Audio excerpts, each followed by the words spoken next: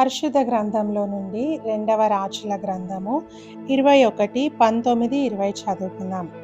అమోను ఏలనారంభించినప్పుడు 22 వాడై యెరూషలేము నందు 2 సంవత్సరములు ఏలెను.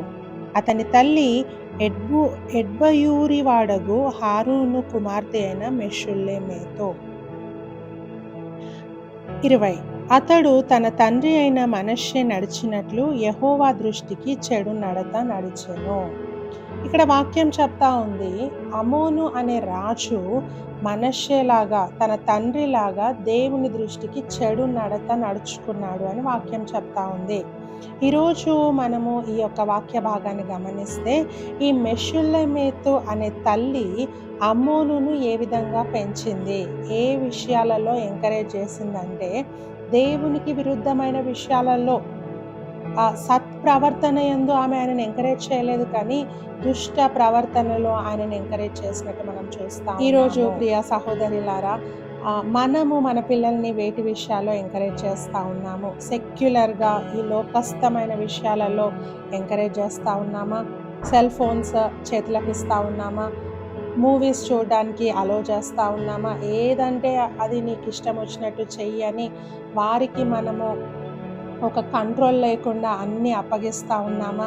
సో మన పిల్లలు కూడా చెడిపోయే అవకాశం ఉంది. ప్రియ సహోదరి సహోదరుడా, మనము ఎట్టి పరిస్థితుల్లో, ముఖ్యంగా స్త్రీలు పిల్లలను పెంచే విషయంలో చాలా జాగ్రత్తగా ఉండాలా. వాళ్ళని దైవికమైన భక్తిలో మనం పెంచాలా.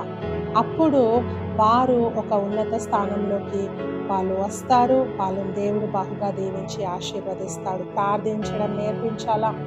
ఎంత బిజీగా ఉన్నా తప్పకుండా ప్రతిరోజు ఇంట్లో నుంచి బయట అడుగు పెడుతుంటే ప్రార్థించడం వారికి నేర్పించాలా. పడుకునేటప్పుడు ప్రార్థించడము, భోజనం చేసేటప్పుడు ప్రార్థించడము, స్కూల్కి వెళ్తున్నప్పుడు ప్రార్థన చేయడము, ట్రావెల్లో ప్రార్థన చేయడము మనం నేర్పించాలా. ప్రతిరోజు వాక్యాన్ని చదివించాలా వారితో. ఒకవేళ చదవడం రాకపోతే తల్లి చదివి వారికి అర్థం చేయించాలా.